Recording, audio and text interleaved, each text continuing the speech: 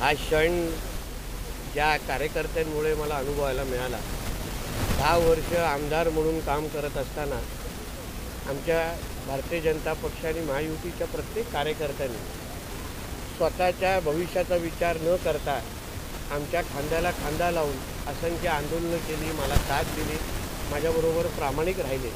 हा क्षण त्या सगळ्या माझ्या हक्काच्या कार्यकर्त्यांचा आहे, म्हणून त्यांचा प्रत्येक हट्ट पुरवणं हे आजपासून माझं काम आहे। म्हणून त्यांनी जसं जसं सांगितलं, जसा त्यांच्या मनाप्रमाणे जशी त्यांना स्वागत करायचं आहे, कारण काय आज ते सगळ्या जणांनी मला साथ दिली नसती तर मी एवढा 3दा आमदार म्हणून निवडून आलो नसतो। मी आज मंत्रिपदाची जबाबदारी जी मला मिळालेली आहे ती ह्या सगळ्यांमुळेच आहे।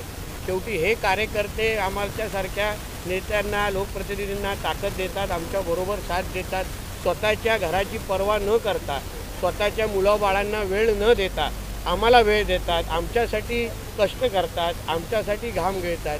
म्हणून आज जेव्हा त्यांचा हक्काचा लोकप्रतिनिधी जेव्हा त्यांना आज मंत्री झालेला आहे तर प्रत्येकाला वाटलं पाहिजे की तो मंत्री झालेला आहे, कारण का ते नसते तर आजचा क्षण नसता, ते नसते तर आजचं हे पद नसतं।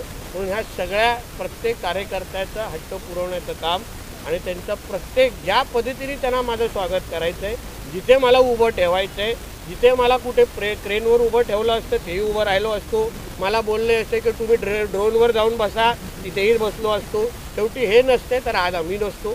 म्हणून ह्या सगळ्या प्रत्येक कार्यकर्त्यांचा स्वागत स्वीकारण्यासाठी आज मी इथून आलेलो आहे आणि माझा प्रवास हा त्यांच्या साथीने आत्तापर्यंत जसं करत आलेलो आहे तसं पुढेही करणार। मत्स्योद्योग आणि बंदर विकास आणि सिंधुदुर्ग जिल्ह्याचा विकास कशी सांगड घातली जाणार आपण शेवटी बघा, आमच्या कोकणाचं अर्थकारण हे आंबा, काजू, सुपारी, मासे आणि या सगळ्या किनारपट्टीवर असलेल्या ह्या सगळ्या गोष्टीला एकत्र घेऊन, या सगळ्या स्तंभांना एकत्र घेऊन सिंधुदुर्ग आणि कोकणाचा विकास हा आत्तापर्यंत होत आलेला आहे। सन्मान्य राणे साहेबांपासून सन्मान्य आमचे चव्हाण साहेबांपर्यंत, सन्मान्य अप्पा गोपटे साहेब, या सगळ्या जे आमच्या कोकणाचे रत्न आहेत, ज्यांनी ह्या जिल्ह्याच्या ह्या कोकणाच्या विकासाला मोठ्या प्रमाणामध्ये हातभार लावलेला आहे। आता हे महत्त्वाची 2 खाती या महत्त्वाच्या 2 खात्याच्या माध्यमातून मी जिल्ह्याच्या आणि कोकणाच्या सामान्य जनतेचं दरडोई उत्पन्न वाढवण्याची फार मला मोठी संधी आहे। माझे मुख्यमंत्री देवेंद्र फडणवीस साहेब, माझ्या दोन्ही उपमुख्यमंत्र्यांनी फार विचार करून की बाबा नितेशचा उपयोग कुठे होऊ शकतो, नितेशला आपण कुठली जबाबदारी देऊ शकतो, हा फार बारकाईने विचार करून त्यांनी मला ह्या दोन्ही महत्त्वाच्या खात्याची जबाबदारी दिलेली आहे। आता ह्या दोन्ही महत्त्वाच्या खात्याचा वापर करून, त्याला जबाबदारी स्वीकारून मी माझ्या कोकणाच्या आणि माझ्या महाराष्ट्राचा, शेवटी बंदर खात्याच्या माध्यमातून मी महाराष्ट्राच्या कानोकोपऱ्यामध्ये उद्योग, व्यवसाय, रोजगार निर्मिती वाढवण्याची, मोठे करण्याची फार मोठी एक संधी आहे। म्हणून ह्या दोन्ही खात्याचा वापर मी माझ्या जिल्हा, माझा कोकण आणि माझा महाराष्ट्र या सगळ्याचा वापर मी निश्चित पद्धतीने करीन।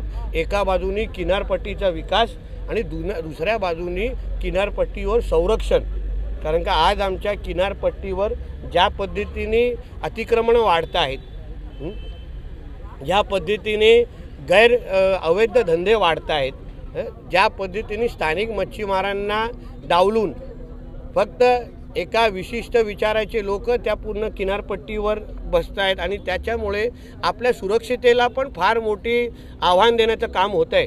या सगळ्या गोष्टीवर माझं यापुढे लक्ष असणार। किनारपट्टी मला मुक्त करायची आहे, जेणेकरून कुठल्याही पद्धतीचा सुरक्षेचं आव्हान माझ्या कोकण किनारपट्टीवर किंवा माझ्या महाराष्ट्रावर येता कामा नये। तुम्हाला सगळ्यांना माहिती असेल की 26/11चा हल्ला हाही समुद्राच्याच माध्यमातून झालेला आहे आणि म्हणून असे काही एलिमेंट्स आहेत, असे काही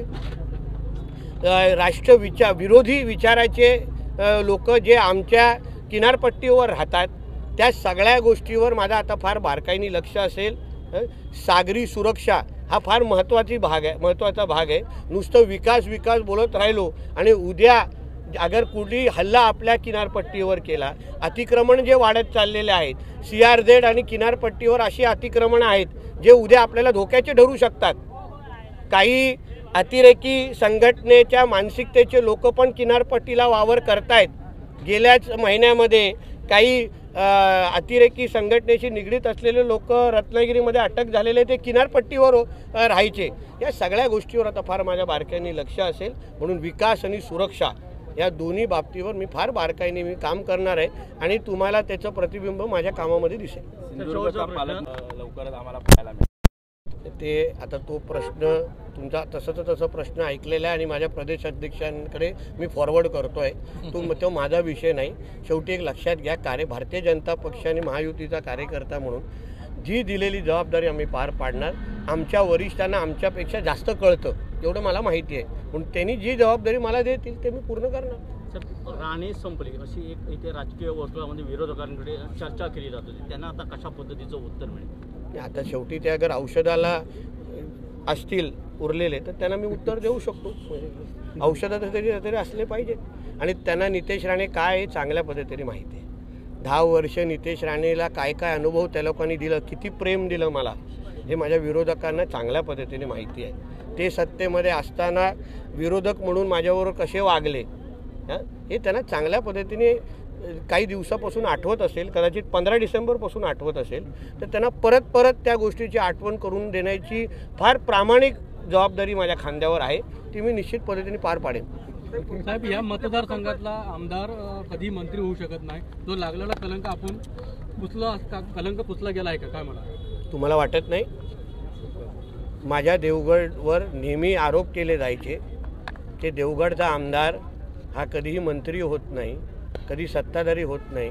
आता यापुढे माझ्या देवगडवर कोणीही अशा पद्धतीचा म्हणजे कुठला काळा ठपका किंवा अशा कुठल्याही पत्रकारांनी अशा पद्धतीचा प्रश्न यापुढच्या देवगडच्या कुठल्याही लोकप्रतिनिधींना विचारू नये. अशा पद्धतीचा उदाहरण आत्ता माझ्या निमित्ताने देवगडच्या आणि सिंधुदुर्गाच्या इतिहासामध्ये मिळालेला आहे. म्हणून आत्ता हा तुमच्या विचारलेला शेवटचा प्रश्न आहे. यापुढे कुठल्याही पिढीच्या आमदाराला हा प्रश्न विचारायचा नाही. प्रकल्प आपल्या सिंधुदुर्गात येतील का? आता टप्प्याटप्प्याने या सगळ्याच गोष्टी तुम्हाला आम्हाला सांगायच्या आहेत. असंख्य प्रकल्प आहेत जे रवी चव्हाण साहेबांनी अतिशय उंबरठ्यावर आणून ठेवलेले आहेत. राणे साहेबांनी ही दोन्ही खाती सांभाळलेली आहेत. राणे साहेबांचा जो पहिला मंत्रिपदाचा प्रवास हाच मत्स्य खात्यातून सुरू झालेला होता. आज त्यांनी बंदर खातं पण सांभाळलेलं होतं. आमच्या चव्हाण साहेबांचा अनुभव चांगला या बाबतीमध्ये आहे. आमचे दीपक केसरकर साहेब आहेत, एकदा खासदार आणि आता आमदार असलेले आमचे निलेश राणे साहेब माझ्याबरोबर आहेत. असं आमचे अजित गोगटे साहेब इथे आहेत. सगळा अनुभव किती प्रचंड अनुभव आहे बघा माझ्याबरोबर. म्हणजे हा काय मी एकटा नाही आहे. माझ्याबरोबर असलेला हे बलाढ्य अनुभव मी माझ्या कृतीतून आणि कामातून आणि विकासाच्या माध्यमातून असं मी माध्यमातून मी काम करून दाखवणार आहे. जेणेकरून मुंबई, पुणे, नाशिक, नालासोपारा ह्या सगळीकडे जाणारा तरुण त्याला एक संदेश भेटला पाहिजे. आता नालासोपारा आणि वसई विरारमध्ये राहण्यापेक्षा चला आपल्या कोकणामध्ये जाऊ. तिथे त्या वसई विरार, मुंबई, नाशिकपेक्षा चांगला पगार मिळतो आहे. अशा पद्धतीचं वातावरण मी माझ्या कोकणात आणि जिल्ह्यामध्ये दाखवू.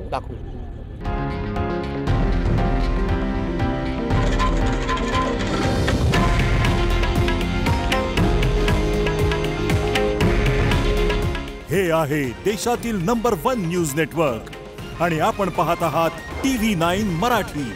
काळजी तुमची, हित महाराष्ट्राचं.